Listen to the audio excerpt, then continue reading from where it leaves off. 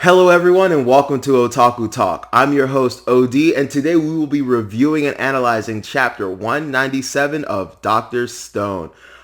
This was a great chapter and we got a major reveal at the very end, so I can't wait to get into that. But before that, I have two announcements I want to make real quick. First of all, rest in peace to Kentaro Miura, if I'm pronouncing that correctly.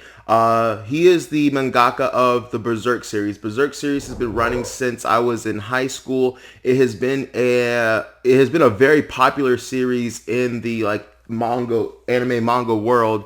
And it's something that I've always meant to read. I just never got a chance to. It's one of those things that I have been pushing off, just because, I wanted to get to it when I got to it, and I was hoping maybe it might be finished around the time I started it, but unfortunately, we don't know the case yet. I'm kind of hoping that there's an Oda situation where, like, he has a secret vault where he has, like, the ending, and, like, his aides or whatever can finish it. But yeah, just, shout outs to him. Anytime we lose a mangaka, that's really sad, for their family, for their co-workers, and also for the fans, both because, this person brought something into existence that, a lot of people loved and admired, and also the fact that, it just sucks that, there's a chance the story may never be finished. So yeah, just rest in peace, dude. We appreciate everything you've done.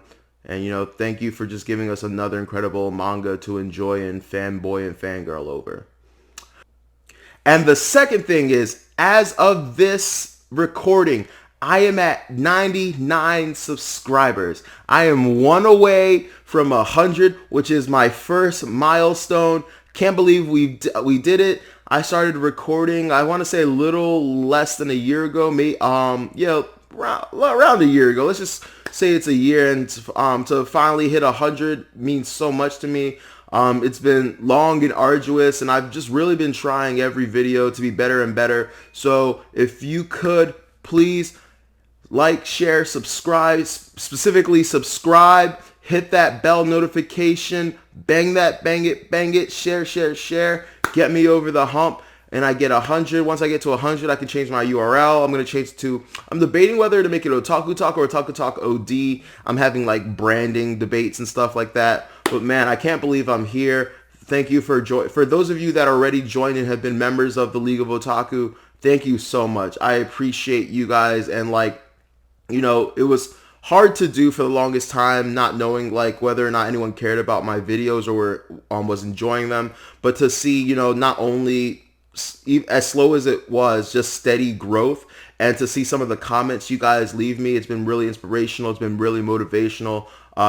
It might not seem like a lot, but like the few people, the same 2, 3, 4 people that do comment on my stuff, you guys mean the world to me. You guys are the reason I'm still doing this, that I haven't lost faith. So I do appreciate you. So thank you very much. So my next goal is 1,000. My soft goal is 500, but my hard goal is 1,000, because once I have 1,000, I can try to start doing some monetization stuff. I get more. I become like a YouTube creative partner or something of that nature. I don't know exactly how this all works. But yeah, thank you guys so much. I really do appreciate it. That's all. I'll leave it at that. Anyway, without further ado, let's get into it. Chapter 197 of Dr. Stone.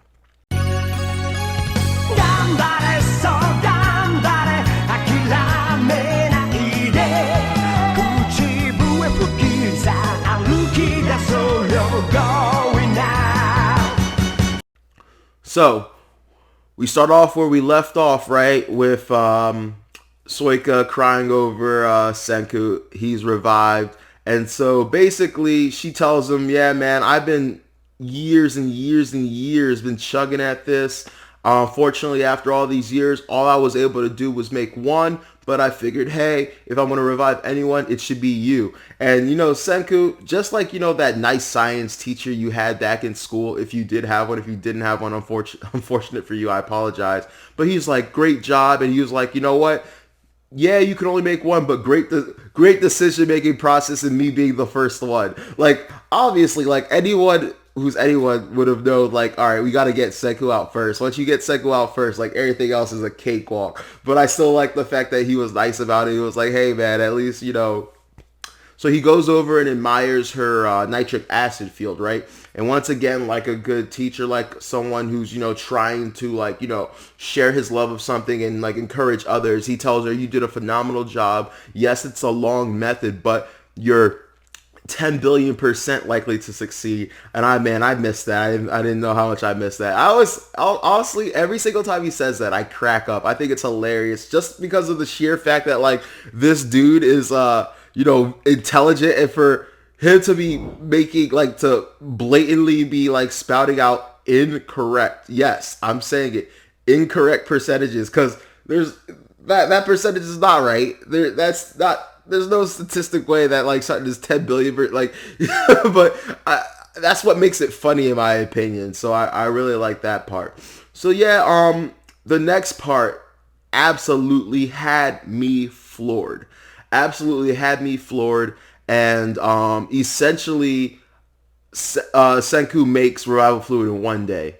And I don't know about you, like, all respect to her. And honestly, like, you can't expect better from her. And if it was me, I would still be proud of myself. But how hard of a blow, how much does that suck? That, like, something that took you years to make, and not easily, by the way. I want to make that very clear. Not easily, by the way, but, like, she struggled was scared every single time, every single deviation, and, like, just anything with it, she had to, like, deal with. And then Senku, bada bing, bada boom. Oh, look, revival fluid. Done. Bro, I would be salty, and I would actually be in my feelings. Like, I would be happy because, like, we're not going to have to wait more years to revive everyone else. But I would kind of feel this type of way. I would kind of feel a little bit like a failure. I am somewhat hard on myself. And it would just be really hard, not to feel some type of way. But, at the end of the day, it's Senku, right? It's like, you can never be mad when the main character does main character shit. And that's just what happened. And so what happens next? Soika did her job over the years. She collected all the body. So this part wasn't hard at all. They collected everyone, revived everyone. Not immediately, of course. He was only able to make 16 revival fluids, which was all that was needed to revive everyone there immediately. I was a little confused because in the scan they said something about it's enough to revive both us and our enemies or something like that. Which, because I didn't see them revive any of the allies, and I don't recall them having 16 allies. And on top of that, like, I see the vial number 16 when he used it on Hyoga. So a little bit confused about that. But anyway, or maybe they're just saving it for later. But once again, I was confused why the one labeled 16. Maybe he just didn't go in order. I don't know. Anyway, that's not what's important. So, everyone's revived. Everyone's happy. We get a little bit of a hint and a clue at something with Kaseki, the craftsman, and he says every single time you guys, like, petrify me and revive me, I feel my old bones, like, healing a bit. Maybe, like, if you guys keep doing this, I'll be able to see the end of this journey. So we get a combination of things. We get a little bit of an information flag. So, like, hey, maybe is the revival fluid in conjunction with the petrification some kind of, fountain of youth, possibly?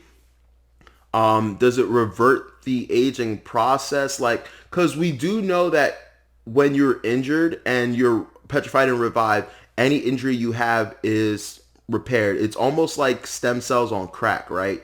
And so maybe part of that is, treating old bones and, arthritis and all the other things you get when you age, as injuries, wounds, deviations, imperfections, and, those are taken care of and healed, and maybe consecutively go stronger. I'd be curious to see if maybe people like Tsukasa, Hyuga, and, like, Kohaku and all the other really, really strong fighters of the Science Kingdom could, do some weird, like, hyperbolic time chamber training where, like, they could exercise, like, to help, like, till they almost kill themselves and then get petrified and then revived, and then, how, like, I don't know if you guys are aware of this, but muscles need about 48 hours to recover. So after you lift weights or whatever, after 48 hours, that's when like your muscle kind of rebounds and becomes stronger. So what if you could skip that entire process, train, petrify, unpetrify, and then you're just constantly just like super gains all the time. So that's just, I don't know, I don't think we're ever going to go anywhere with that in the story, but that's just something I wanted to, throw out there. Quick hypothesis, something cool that I think would happen, right? So that's something potential to be explored in the series. There's a lot to be explored here, but yeah, I just want to really get into the I want to get really into the big reveal of this chapter. So Tsukasa asks Senku, "Hey, have you revived Hyoga?" And basically Senku's like, "No, he's gonna be last." I don't know if Senku is aware of the fact that like Hyoga got like blasted point blank and actually died. So I'm curious why he left him last. I'm just gonna assume that maybe he saw bullet marks or whatever around the area that Hyoga got shot, and probably assumed, oof, like this dude might not make it. But tries the revival fluid on him, and I'm just sitting here like, damn, it's not gonna work. Like I saw Kohaku come back, I was like, yeah, that's what I predicted. I saw Tsukasa come back, yeah, that's what I predicted. But then Hyoga comes back, and I'm like, what the? And then I'm like, okay, maybe he's not really back. Maybe like you're just gonna see him fall over, or maybe it'll like I thought it was gonna be some kind of like grim kind of like Lazarus pit kind of like, I thought something was gonna happen, but no, like he's good, like he's straight. And I'm not gonna lie to you guys, I was furious at first. I was frustrated. I immediately freaked out. Was about to like I already started like in my head, I don't really write down notes too much. If I do make notes, I make like a little like note section in my laptop, and I'll just type random thoughts that I want to touch upon when I make the video. But I immediately in my head started going like, okay, I'm definitely talking about this. It's gonna be a big thing about how like I was mad, disappointed, like he clearly died. I think the mangaka should have left him to die, blah blah blah, yada yada. I even didn't continue reading from where I was, and I had to go back to like chapter like 193 or something. I think it was like 193. Basically back when all of them got like shot to hell, and you see him move, get in front of Kohaku, take a point blank gunshot, and then from there you see Tsukasa looking at him, who's still alive, and he's like, he's dead. So I'm like, bro, he's clarified. Now once again, you could be like, maybe Tsukasa like thought he was dead. Tsukasa's bleeding out himself, and he can't really know, or maybe like he thought he was dead because he closed his eyes. So I was like, I was really livid until I realized, okay, this is intentional. I finished up the chapter, and basically this is a theory that Senku has had for a while, and apparently petrification can even result in the revival of the dead, the resurrection of the dead. This is insane. This is story changing. This is plot changing in every facet, meaning of the way. This changes everything. Few things have consequences now. They can take bigger risks now. And I love the fact that the mangaka secretly has been setting this up from the beginning. And I wasn't even aware. I'm one of those people that always takes explanations at face value. And so when it comes out that like something was more than what it was when it was revealed, I'm usually genuinely shocked, right? And there's only one series that I've learned to like never let my guard down on, and that's One Piece, of course. But like I normally don't have to think this way in other mangas, so this was a really pleasant experience because there were little like stepping stone hints that were given to us. The first one is when in the very beginning of the series, Senku gets his neck broken by Tsukasa. Now, personally, I thought that was a special situation because the explanation we got was that part of Senku's neck was still, petrified, was still, like rock, right? Or whatever the material is. Which, by the way, I want to learn about that. Unfortunately, he doesn't have like a microscope or any means or method of being able to like determine the composition of the material of when they're of when they get petrified, whether it's organic, inorganic material, anything like that. He doesn't really get to like get that in depth into it. But still, so we find out that he got chopped. We're told that it was because of the part of his neck or whatever, the nape of his neck that was still petrified. So he wasn't really given the blow. But we're told now that technically Senku did die. So that was interesting. Now here's another thing we were told that actually I kind of got into a conversation with one of our viewers about several chapters ago, because I was saying before, the petrification fluid can't bring you back from the dead. That seems to be the hard limit. I was under the impression that you could be as close to death as possible, but as long as you weren't dead, you were able to be petrified. And someone was like, well, Tsukasa died earlier, and I went back and I checked because I do remember exactly what he was talking about. But to my knowledge, he wasn't dead. Now, the translation of the one I read and that many people read was we froze him to death. Now, in my head, I'm thinking, cryogenics, right?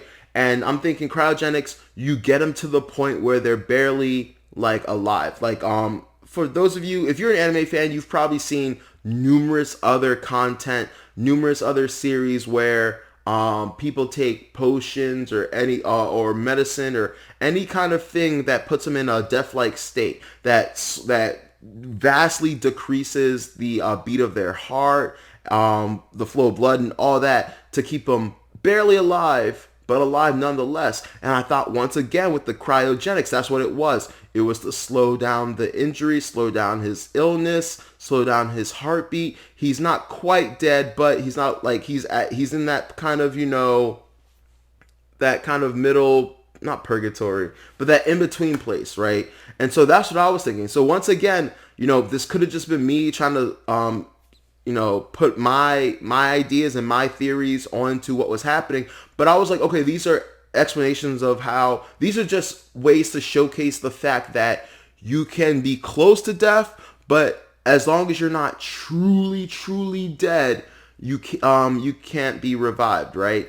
But now, just threw that all out the window, we have full-on revival, full-on coming back from the dead. And this brings up new questions for me, because my new question is, okay, how long can people be dead, right? How long can people be dead? Do they, as long as body parts are intact? Like, for example, I would assume that if you can't petrify, I would assume you can't go to, you can't petrify the people in the grave that like decomposing bodies, right? Or maybe as long as they're freshly dead, maybe as long as they're a couple days, a couple weeks, like. Every situation we've had so far has been one. We have the ambiguity of Senku with the nape of his neck petrified. You still, once again, don't really consider him being dead. But like whatever, like that happened. But then we have the situation with Tsukasa where that was more long term. That was over a long time, and he was still revived. But once again, I truly don't view that as him being completely dead, right? And then we have Hyuga, who was dead only for a matter of couldn't have been more than a few minutes before the before the Medusa went off. So yeah, pretty much how long can you be dead for? What parts of you have to be intact? Like, for example, I'm assuming you can't resurrect the skeleton, right? Because if you bring them back, there's nothing to... You remember how I said it's like stem cells on crack? Still, for stem cells to work, there has to be something there for them to work with. And, for example, if, I were to rip out your heart, I truly don't think that there would be any means or method for you to just rapidly regrow a new heart. You know what I'm saying? You get my general gist. So this chapter just answered a lot of questions and just revealed a lot more questions. Something interesting that was brought up, once again, we can't overlook anything. They talked to Senku about the fact that his cracks are still there, and Senku basically says, I just guess that a certain level of erosion is unrepairable. So yeah, from what we've seen from everyone has little cool like stone man marks. Some people have lost their markings while others have retained them. And so I'm assuming that the only thing that really affects you is what happens to you after you're petrified. Because he got those markings. He says they're erosion. He got those after being petrified. So yeah, really thought-provoking chapter, extremely thought-provoking chapter. I just really want to know, like, I just want to know more about this technology. I want to know why this technology was made. Maybe the Y Man or whatever, whoever he is, his intentions were to repopulate the planet. Maybe this was just some kind of big, I've said this like literally in my first review of this ever. Maybe this is just some kind of big Thanos conspiracy plot where it's like, hey, you guys are destroying your planet, you're destroying your ecosystem. So, we're just going to put a little pause on things and let the world reboot itself. And then, once the world is rebooted, then I'll unpetrify all the humans. Or maybe it's, once again, the opposite spectrum of this, some kind of battle of the worlds, war of the worlds, conquest thing where they go to different planets and they just petrify the people there and take over. But if they're taking over, why hasn't anyone come yet? It's been wasn't it thousands of years? Yeah, it was thousands of years of original time we got petrified and no one's here. Part of me is like, okay, maybe space travel takes a long time. Maybe they're on their way. Once again, we have to realize this is, whoever made these Medusas are extremely advanced to have technology that not only can petrify you, but to fit it into like a really small like doodad trinket that's powered by a little crystal source, and that has the power to not only like heal any and all injuries, but the ultimate power to revive you from the dead. What are we dealing with here? What are we actually dealing with here? Because right now, the entire goal of this series is, hey, let's revive everyone. And they talk about that in this chapter. He talks about how, we got to get our U.S. team, we got to get our Japan team, we got to get our villages, the islands and stuff like that. They don't say what particular order they're going to do it in. I would assume we would go back to Corn City as soon as possible. I think we got to get back to Corn City because, that's where the weapons are being made. That's where the alcohol for the mass revival fluid is being made. And so they need to be working on that. So I really think they should do that first, but doesn't that cut off their time from their current mission? But once again, their time was cut already with the 7 years that have been quote unquote wasted, even though technically not wasted, paused, right? Because nothing of substance was happening during that time. It's wild. I really love everything that's happening in this story right now. But yeah, I think they should go back to Corn City. I don't know what they're gonna do about the petrified villains. It doesn't look like they've unpetrified them yet. Obviously, the smart thing to do is wait, maybe build some prisons, maybe hold them, maybe make Zeno a deal that, hey, you help us when the world is revived, you get a sliver of it. But I doubt that Zeno is dumb enough to fall for that, because when the world is revived, that comes with the the leaders of the world and whatnot. If anyone's familiar with, like, for example, the MCU, something really cool that MCU's been doing, especially in their last Disney Plus series with Captain America. I was going to say Captain Falcon. I've been doing that a lot. The new Captain America and Winter Soldier was the fact that when everyone poofed back, the whole structure of society was thrown in for a loop, because basically Thanos' plan pretty much worked. People that were homeless or whatever were able to move into these abandoned, empty homes. People were able to share. People who were once poor and wanting were no longer. So I kind of see that happening with the stone, with the whole stone petrification system. All these people, the first people that they revive are technically going to be like the first people of this new civilization, this new society, right? And, once they get to the point that they revive more and more and more people, and they start to revive important people, like important political heads and rich people, I do think that there will become problems. These are problems that Tsukasa foretold that he was worried about, as well as the fact that I forget the current pilot's name, but he's from a very rich and wealthy family, and the first thing that he did was reestablish currency, which I was really kind of upset about. But I get it, because humans don't really want to work for nothing, and right now it's kind of like he was really clever. He started pretty much establishing like stocks too. Like, hey, I'm gonna you earn this, you earn this, you earn this. Right now it doesn't have that much value, but once we get the world back up and running and reestablish things, and I start doing what I do best and I start making money again, these quote unquote stocks are going to be worth something, right? Because right now it means nothing. It really truly means nothing. The two thoughts I had about this were, one, he's just bullshitting. He just wants people to work. And so like you can pretend to like, hey, I'm going to give you, let's say this is before Bitcoin was worth anything. I'm going to give you X amount of Bitcoin. And at the end of the day, it's that or nothing. And you're like, whatever, screw it, I'll take it. And so what might end up happening is eventually when all this is resolved, he solidifies a new, basically some kind of new business that makes him money. And then people who were working with him during this process profit and benefit. Or the other aspect is he has no intention of actually paying anyone anything. And it's just, incentive to work. And it's what's required to get people to do things. And maybe like him and Senku have kind of been like in the know about that for quite some time. But yeah, that's what I'll leave this review here for now. Very thought-provoking chapter. Even had a really great name. I forgot, like, what was it called? Like The Hidden Eden, and it's Forbidden Fruit. I don't know about you, but the ability to control life and death is very risky, very scary.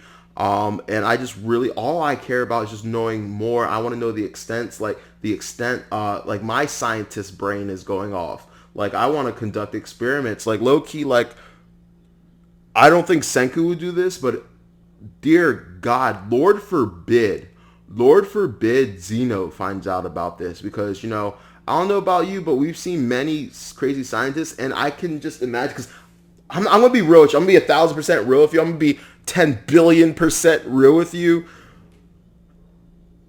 I low-key would want to experiment and, like, cut motherfuckers, like, heads off and shit. Put it, like, attach it back on, petrify them, and see what happens. Like, I know that's messed up, right? Like, in the context of anime, I would definitely, like, consider that. Real life, I would never do something like that, but I would want to. The idea would be there. Anyway, I will leave it there for today.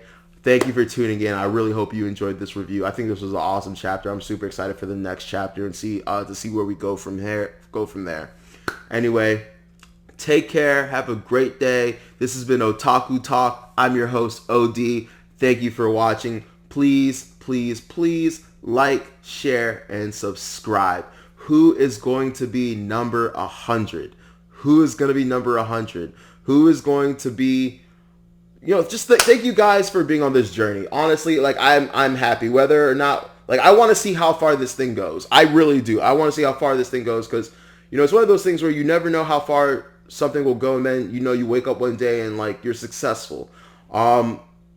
My goal, and a lot of people say my goal is not success. I'm not going to lie. My goal is success. All my life, I've really not known what I wanted to do. And the only thing I've ever, like, really, really enjoyed in life is content. I started off reading books. I used to live at the library. It started with books, and then I got into anime, and then, I was like, man, I really want to know more about this series. And then I found out, oh, you can learn more about the series if you watch the Japanese. So I started watching subs, and then the subs were done, and they're like, oh, you can learn more about the series if you start reading it. And I started reading it, and then, like, I don't know, this love for, like, anime and comics and superhero and all this stuff started, and, it brings me joy and pleasure to just talk about it. And at the end of the day, when they ask you what makes you happy and, like, what your goal is, like, I just think it'd be really cool if I could make a living, I could make a career that just was kind of revolved around anime, manga, and just,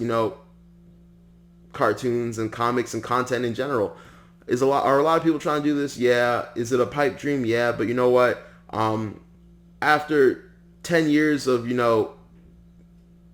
just kind of not being willing to attempt this dream, to not even try, I finally built the courage to say, you know what, fuck it. Like, if I never do this, I'm gonna regret it, and I don't want to live with. One thing anime and manga has taught me is you don't want to live with regrets. So if this fails, oh well, it fails. It was a good run. If it's successful, I appreciate each and every one of you. My first 100, my League of Otaku. Let's try to make it far together. Take care. Have a great day.